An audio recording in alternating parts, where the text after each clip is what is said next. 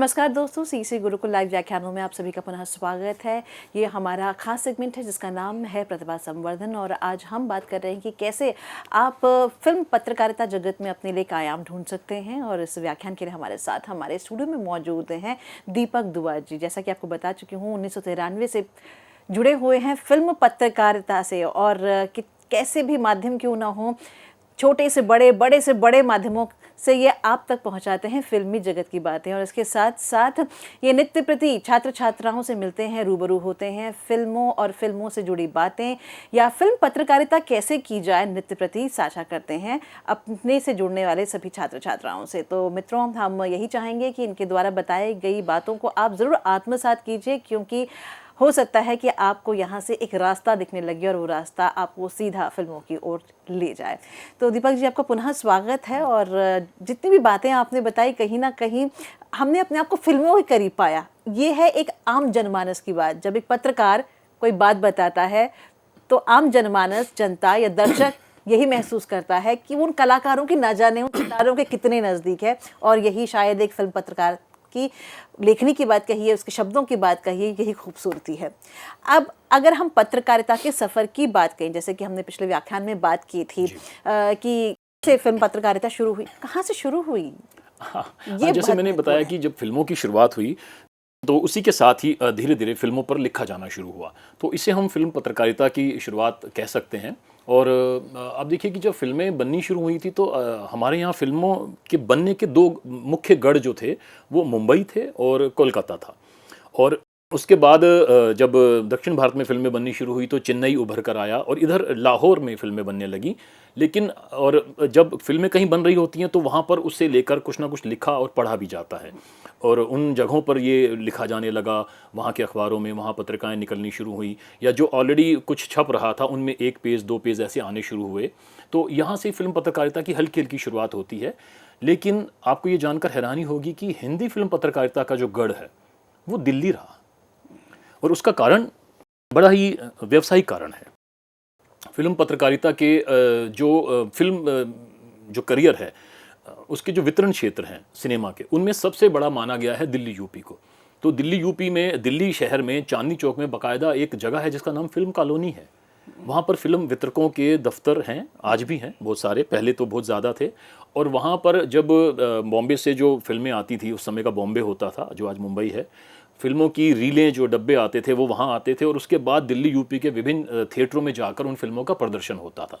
तो यहाँ पर फिल्मों के प्रचार करने की जिम्मेदारी भी दिल्ली यूपी के जो वितरक हैं उनकी होती थी। तो चूँकि यहाँ पर हिंदी फिल्मों का ज़्यादा चलन था, अभी भी है, तो यहाँ से विज्ञापन दिए जाने लगे और यहाँ से ही फिल्मी पत्रिकाओं और फिल्म पत्रों में ये सब छपने लगा। और पहली जो फिल्मी पत्रिका है, जैसे मैंने कहा कि रंगभूमि, वो यहाँ से शुरू होती है।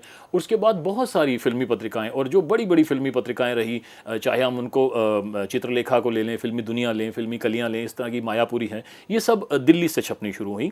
और आज भी जो पत्रिकाएँ अगर मायापुरी जैसे निकल रही है तो वो दिल्ली से निकल रही है। तो यहाँ पर दिल्ली में ही हुआ। उसके बाद जब भारत का विभाजन होता है तो काफ़ी सारे फिल्मकार पाकिस्तान की तरफ चले गए, लाहौर हम उस तरफ चला गया, तो लाहौर से जो पत्रिकाएं यहाँ आ रही थी और यहाँ से जो वहाँ जा रही थी, वो एक नाता टूट गया। तो वहाँ एक अलग किस्म की पत्रकारिता उधर चली गई, और फिर यहाँ पर जो पत्रकारिता उभर कर आई वो दिल्ली में थी, और फिर मुंबई इसका गढ़ बना, क्योंकि मुंबई से हिंदी फिल्में बन रही थी और यहाँ पर हिंदी फिल्मों का वितरण ज़्यादा हो रहा था। तो इस तरह से ये आगे बढ़ना शुरू हुआ। और आप देखेंगे कि कुछ साल पहले तक, कोई 20-25 साल पहले तक ये होता था कि किसी अच्छे बड़े अखबार में फिल्मों के बारे में बहुत कम छपता था। कोई एक समाचार आ जाता था, यदि कोई बहुत बड़ा कुछ हुआ है या किसी बड़ी फिल्मी हस्ती का निधन हुआ है तो उस पर कुछ आ जाता था। या फिर धीरे धीरे चलन आया कि हफ्ते में एक बार, शनिवार या इतवार को आधा पेज आने लगा फिल्मों के बारे में, कुछ समाचार, कुछ गॉसिप नुमा चीज़ें आने लगी, और फिर वो एक पेज हो गया। फिर ऐसा हुआ कि हफ्ते में 4 पेज का सप्लीमेंट आने लगा, और अब तो आप देखेंगे कि बहुत सारे अखबार ऐसे हैं जो रोज़ाना पीछे का एक पेज फिल्मों को समर्पित करके छाप रहे हैं। तो आप कह सकते हैं कि फिल्म पत्रकारिता ने इस तरह से अपनी बढ़त बनाई। कोई भी पत्रिका, चाहे वो किसी भी विषय पर निकल रही हो, राजनीतिक विषय पर हो, साहित्यिक हो, खेल पत्रिका हो, सिनेमा पर कुछ ना कुछ ज़रूर छापती रही है और छाप रही है। तो ये सिनेमा का बढ़ता प्रभाव था, और वो इसलिए था कि बहुत सारे जो पाठक वर्ग हैं वो जानना चाहते हैं फिल्मों से जुड़ी हुई बातें। जैसे आपने कहा कि फ़िल्में कैसे बन रही हैं, वो फ़िल्म स्टार कैसे हैं, लोग उनके निजी जीवन में, क्योंकि हमारे लिए एक बड़ा ही आभा मंडल होता है किसी फ़िल्म कलाकार को देख पाना। तो वो उस आभा मंडल के पीछे क्या है, इन सब को जानने की जो उत्कंठा है एक पाठक में, वो पूरी करती है फ़िल्म पत्रकारिता की विधा। और वो विधा जो है बहुत सारी तरीकों से ऐसा करती है। जी, तो एक तरीका तो आप बता ही चुके हैं कि साक्षात्कार कर हम हाँ। आसानी से जो फ़िल्मी सितारे हैं उनके बारे में, उनकी निजी ज़िंदगी के बारे जी। में या फिर उनकी फ़िल्मों के बारे में बात कर हम पता कर सकते हैं। पत्रिकाओं आज पत्रिकाएँ भी हैं जी। हमारे पास, साथ ही साथ टेलीविज़न, चैनल रेडियो में, हाँ। चैनल्स के माध्यम से कर सकते हैं। तो कौन-कौन सी ऐसी विधाएँ हैं, इन पर थोड़ी नज़र डालें? बहुत सारी हैं। देखिए, सबसे पहले तो ये है कि समाचार जब एकत्र किए जाते हैं, कहीं पर कोई फ़िल्मी पार्टी है, फ़िल्मी जमावड़ा है, या किसी पत्रकार को पता चलता है कि अब एक ऐसी फ़िल्म कहीं अनाउंस हुई है या कहीं किसी फ़िल्म के बनने की प्रक्रिया चल रही है। जब अनाउंस होती है तो निर्माता खुद बताता है कि मैं अब ये फ़िल्म बनाने जा रहा हूँ। अभी पिछले दिनों एक बहुत बड़ी फ़िल्म रामायण को लेकर अनाउंस हुई कि हम ये फ़िल्म बनाएँगे और उसमें ये 2-3 कलाकार, कुछ कलाकार होंगे। तो एक पत्रकार अगर जिज्ञासु है तो वो उन लोगों से मिलकर या उस फ़िल्म से जुड़े लोगों से मिलकर अंदर की खबरें जिसे कहेंगे वो निकलवाता है कि इसमें क्या रहेगा, किस एंगल से आप आगे बढ़ेंगे, कौन लोग और जुड़ने वाले हैं, क्या बजट रहने वाला है, कहाँ शूटिंग होगी, कितने समय में पूरी होगी। इस तरह की जिज्ञासाएं यदि पत्रकार के भीतर होंगी, और ये जिज्ञासाएं उसके अपनी तो हैं ही, वो पाठकों की जिज्ञासाएं भी हैं, तो वो इन जिज्ञासाओं के जवाब तलाशता है और फिर उन्हें समाचार की शक्ल में पहुंचाता है। फिर आता है लेख। लेख लिखे जाते हैं जब हम किसी थीम बेस्ड लेख होते हैं। जैसे मान लीजिए इन दिनों बारिश का मौसम चल रहा है, तो हम फिल्मों में बारिश कब कब कैसे कैसे दिखाई गई, कहाँ पर बारिश ने वर्षा ने फिल्मों की किस कहानी को आगे ले जाने में भूमिका निभाई, या कहाँ वर्षा का इस्तेमाल सिर्फ चाक्षुष सौंदर्य के लिए हुआ, या फिल्मों में बारिश के अलावा सूखा कब कब दिखाया गया। कई ऐसी फिल्में हैं जिनमें बारिश नहीं हो रही है और उसका कोई गीत लगान हमें याद आती है जी। कि घनन घनन घिर आए बदरा, उन्हें लगता है कि रस अगर बरसेगा तो कौन फिर तरसेगा। तो वो रस से तुलना की है जावेद अख्तर साहब ने उस गीत में, देखिए। तो वो आता है लेकिन उसमें बारिश नहीं हो रही है, और हम देखते हैं कि फिल्म पूरी होने के बाद लगान के अंत में बारिश होती है। गाइड देखिए आप, एक अलग ही जर्नी है, एक राजू गाइड की आध्यात्मिक जर्नी है उसकी, और अंत में वो ऐसी जगह है जहाँ वो सूखा है और वो बारिश के लिए तपस्या कर रहा है और वो बारिश होती है। तो वहाँ बारिश उस फिल्म की कहानी में कैसे मर्ज हो जाती है। तो जब आप बारिश पर लिख रहे हैं तो आपको पता होना चाहिए कि फिल्मों में बारिश कहाँ कहाँ महत्वपूर्ण तौर पर इस्तेमाल की गई है। इस प्रकार से और भी अन्य विषय हैं।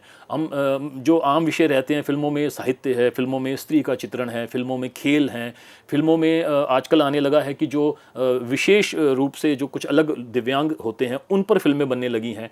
तो हमारी फिल्मों में दिव्यांगों को कब कब दिखाया गया, किस तरह से दिखाया गया, वो फिल्में हमें कितना इंस्पायर कर पाई या नहीं कर पाई। इस तरह के जब विश्लेषणात्मक लेख लिखे जाते हैं तो ये आलेख का एक रूप लेता है। फिर एक विधा है जो, जैसे मैंने कहा, इंटरव्यू लेना। इंटरव्यू में 2 प्रकार के होता है कि एक तो इंटरव्यू लेना और लिखना, ये एक अलग प्रकार का हो गया। आप टीवी से जुड़े हुए समाचार लिखते हैं, आप स्थानीय भाषाओं से जुड़े हुए समाचार लिखते हैं। हिंदी की पत्रिकाओं ने पिछले दिनों, पिछले कुछ वर्षों में जब भोजपुरी फिल्मों का काफ़ी प्रभाव बढ़ने लगा तो उन पर लिखना शुरू किया।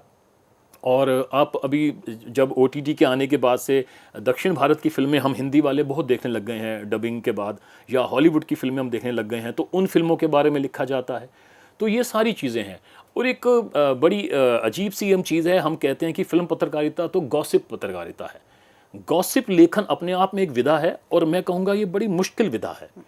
गॉसिप झूठ नहीं होता है, गॉसिप होता है किसी सच्ची बात को सच के आवरण में लिया है, हमने उसको सच को लिया है, लेकिन उसका जो आवरण है बाहर का वो थोड़ा सा नमक मिर्च, या हम कहेंगे कि चटकारे नुमा है, और आप उसमें कोई बात कह रहे हैं और वो प्रत्यक्ष नहीं कह रहे हैं, आप घुमा फिरा के कह रहे हैं, बिना नाम लिए कह रहे हैं, तो वो गॉसिप हो जाती है। यहाँ गॉसिप से हमारा आमतौर पर जो लोग अर्थ निकालते हैं वो ये है किसी के निजी जीवन में झांकना। वो नहीं है, सिर्फ वही गॉसिप नहीं है, गॉसिप और भी बहुत सारी चीज़ें हैं। और इस तरह से बहुत सारा समसामयिक लेखन होता है। जब आप सिनेमा को किसी राजनीति से जोड़ते हैं, सिनेमा को आप समाज से जोड़ते हैं, तो बहुत सारी चीज़ें हैं। और जैसे मैंने पहले कहा कि एक फ़िल्म पत्रकार को बहुत सारे रूप अख्तियार करने पड़ते हैं, और कई बार उसे वकील बनना पड़ता है, एक फ़िल्म का वकील। एक फ़िल्म आई है मान लीजिए कोई, और वो उस फिल्म को बता रहा है कि अच्छी फ़िल्म है, लेकिन उसमें वो तत्व नहीं है कि वो जाकर टिकट खिड़की पर बवाल कर दे। तो वो अपने दर्शकों को, अपने पाठकों को ये बताता है कि ये फ़िल्म आप क्यों देखें, क्योंकि ये फ़िल्म आपको क्या देने वाली है। और ये इसमें वो नहीं है कि कोई बहुत बड़ा ग्लैमर नहीं है, बहुत बड़ा मसाले नहीं है, कि आप इसकी ओर खींचे चले आएँ, लेकिन ये अच्छा सिनेमा परोस रही है। तो अच्छे सिनेमा की अच्छाइयाँ और ख़राब सिनेमा की खराबियाँ बताना, ये एक फ़िल्म पत्रकार का कर्तव्य हो जाता है। जी।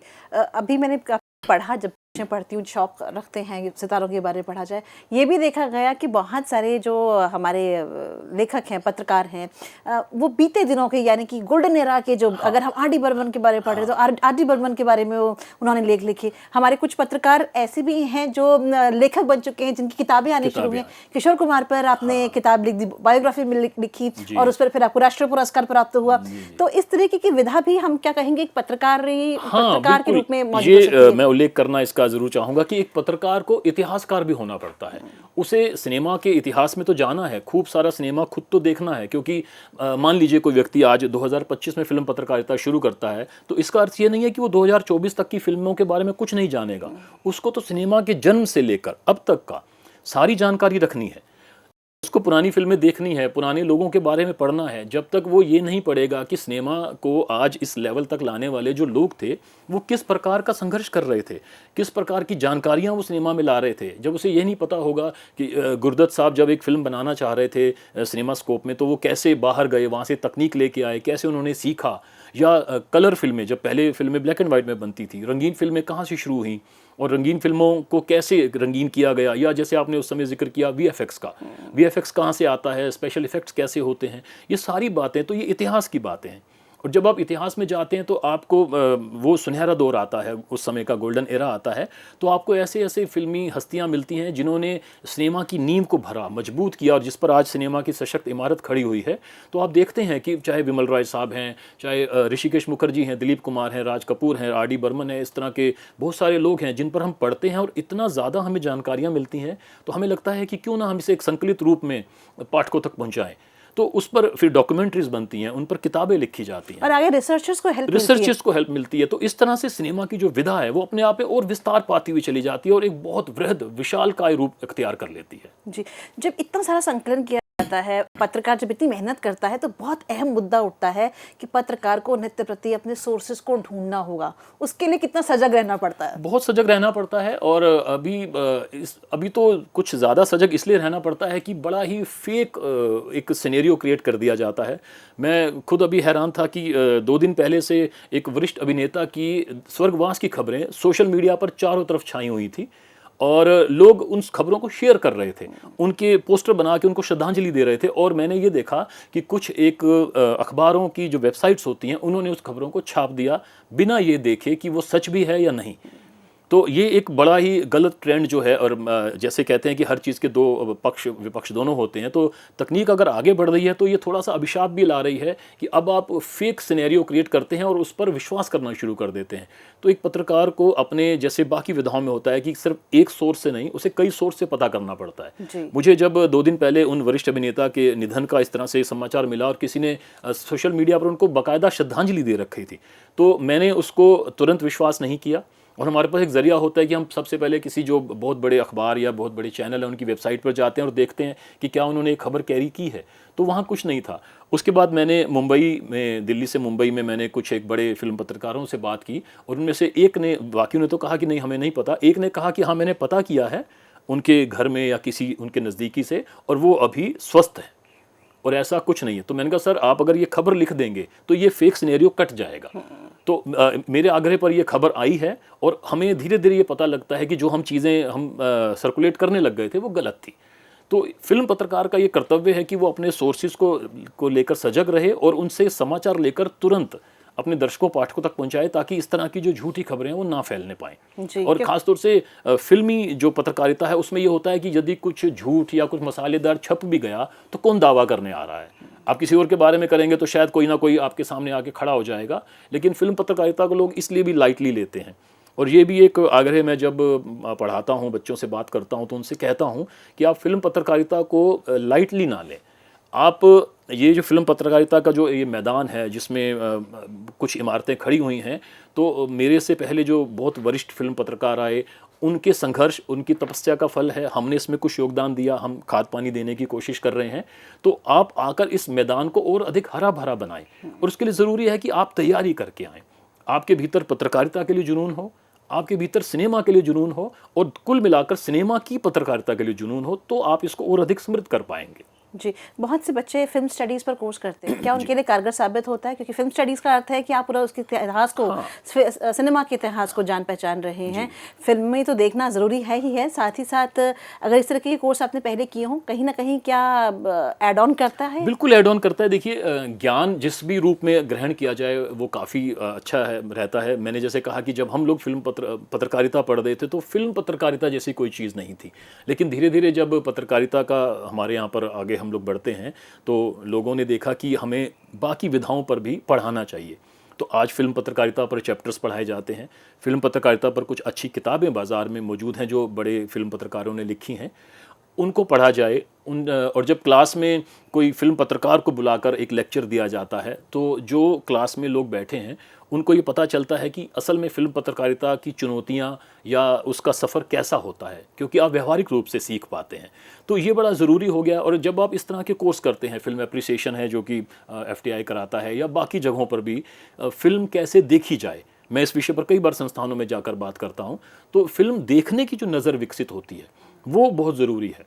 और उसके लिए ज़रूरी है कि जब आप कोई फिल्म देख रहे हैं तो आप अपने तो विचार आप लेते ही हैं, उस पर और लोगों ने क्या लिखा है। क्योंकि जब आप कोई फिल्म देख लेते हैं और आप जाके, आजकल तो इंटरनेट है, आप उस पर सर्च करते हैं तो आपको एक ही फिल्म की 50 समीक्षाएं दिख जाती हैं। तो आप उन समीक्षाओं को पढ़ते हैं, उन समीक्षाओं में आप जाते हैं तो आपको मिलता है कि अलग अलग नज़रिए से उस फिल्म को आंका गया, जांचा गया, परखा गया। तो आप अपनी भी एक नज़र विकसित करते हैं और फिर आप देखते हैं कि वो जो आपने सोचा वो कहाँ पर कैसा लिखा गया। तो धीरे धीरे फिल्मों के देखने से और फिल्मों पर पढ़ने से एक नज़र का विकास होता है और ये आगे जाके आपको एक अच्छा फिल्म पत्रकार या एक अच्छा फिल्म स्टूडेंट बना पाता है। जी, पर कभी कभी ये देखा गया कि अगर फिल्म समीक्षा बहुत ज़्यादा सकारात्मक हो और बाद में रेटिंग्स उस फिल्म को कम या ज़्यादा मिलें या समीक्षा को कम या ज़्यादा मिलें, तो ये महसूस होता है कि कहीं ना कहीं जो हमारी जो जनता है, जो हमारे जो दर्शक हैं, वो मुतमईन नहीं हुए, वो सेटिस्फाइड नहीं हुए। हाँ, देखिए, ये फिल्म समीक्षा के बारे में अक्सर कहा जाता है। मान लीजिए आपने कोई बहुत अच्छी समीक्षा कर दी किसी फिल्म की और वो फिल्म आमतौर पर हम कहते हैं कि फ्लॉप हो गई। तो मेरा ये उसमें आग्रह रहता है कि आप फिल्म को फ्लॉप और हिट के नज़रिए से ना देखें, फिल्म को अच्छी और ख़राब के नज़रिए से देखें। ऐसी बहुत सारी फिल्में हैं जो जब रिलीज़ हुई तो वो बॉक्स ऑफिस पर उतना ज़्यादा कमाल नहीं कर पाई। हम लोग नाम लेते हैं, अक्सर मेरा नाम जोकर का नाम लेते हैं, हम तीसरी कसम का नाम लेते हैं, लेकिन हम जानते हैं कि ये क्लासिक फिल्में हैं, ये ऐसा सिनेमा है जब हम सिनेमा का जिक्र करेंगे तो इन दोनों फिल्मों का जिक्र ज़रूर किया जाएगा। लेकिन क्या ये फिल्में हिट हो जाती तभी इनको क्लासिक माना जाता? ऐसा नहीं है। तो हिट और फ्लॉप का पैमाना, और आजकल एक बड़ा ट्रेंड आ गया है कि फिल्म के आते ही अगले दिन जो विज्ञापन छपते हैं कि पहले दिन की ओपनिंग इतनी रही, 2 दिन की कलेक्शन इतनी रही, बॉक्स ऑफिस कलेक्शन की। ये दरअसल वैसा ही है कि हम अपने पाठकों को, अपने दर्शकों को लुभाने के लिए जो आंकड़े पेश करते हैं, तो ये आंकड़ों की बाजीगरी में अगर हमारे दर्शक, हमारे पाठक ना उलझें तो बेहतर होगा। उससे बेहतर है कि आप फिल्म समीक्षाओं पे जाएं और उन समीक्षाओं पर जाएं जिन समीक्षाओं पर आप भरोसा करते हैं। और जो एक रेटिंग का खेल है, वो खेल भी बड़ा निराला है कि जब आप देखते हैं, आप कोई समीक्षा खोलते हैं तो आप समीक्षा के नीचे देखते हैं कि इतने स्टार हैं, तो आप यकीन कीजिएगा कि लोग समीक्षा पढ़ते ही नहीं हैं। फिल्म समीक्षक ने किस नज़र से उस फिल्म को आंका है, किस नज़र से अपनी लेखनी को प्रस्तुत करते हुए समीक्षा को किया है, लोग उसको नहीं पढ़ रहे हैं और वो देखते हैं अच्छा 5 में से 3.5 स्टार, यानी अच्छी फिल्म हम देख लेंगे। तो यहाँ आकर मैं इस रेटिंग की जो व्यवस्था है, मैं इसके खिलाफ हो जाता हूँ। मैं रेगुलर समीक्षाएं लिखता हूं सारी फिल्मों की, लेकिन उसके अंत में मैं 2 लाइनें लिखता हूं कि रेटिंग की ज़रूरत क्या है। आप समीक्षा पढ़ें और फैसला करें। सारा फैसला आपको फिल्म समीक्षक से ही क्यों चाहिए? आप दर्शक हैं, आप पाठक हैं, तो आपके भीतर भी इतनी जागरूकता होनी चाहिए कि आप एक समीक्षा पढ़ के ये फैसला कर सकें कि उसमें जो भी खूबियाँ और खामियाँ दी गई हैं, उनके अनुसार क्या ये फिल्म आपकी पसंद नापसंद के दायरे पर खरी उतरती है या नहीं उतरती है। और तब आप ये तय करें कि मुझे ये फिल्म देखनी है या नहीं देखनी है। और कई बार ऐसा होता है कि समीक्षक ने तारीफ़ की है और आपको लग रहा है कि नहीं, फिल्म वैसी नहीं होगी, तो आप उस फिल्म को अगर आप देखते हैं तो आपको लगता है कि नहीं, जो तारीफ़ थी वो सच्ची थी। तो ऐसे समीक्षकों पर भरोसा कीजिए जिनकी समीक्षाएं आपको लगता है कि निष्पक्ष हैं। और नहीं तो देखिए कि अपवाद तो हर जगह होते हैं जी। तो इन अपवादों को थोड़ा सा दरकिनार करते हुए अपनी भी नज़र विकसित करनी है, एक दर्शक को, एक पाठक को। और एक फिल्म पत्रकार के लिए बड़ा ज़रूरी है, जैसे मैं पहले जिक्र कर चुका हूँ कि उसके लिए बड़ा ज़रूरी है कि वो निष्पक्ष रहे। और निष्पक्ष रहते समय वो ये ना सोचे कि इस फिल्म में जो कलाकार है या जो फिल्मकार है वो मेरा कितना निजी पसंद या नापसंद है, उसको एक तरफ करते हुए पूरे ईमानदारी के साथ यदि वो अपने कार्य को प्रस्तुत करता है तो दर्शकों और पाठकों को उस पर भरोसा होगा जी। और ये भरोसा ही फिल्म पत्रकारिता को आगे लेकर जाएगा।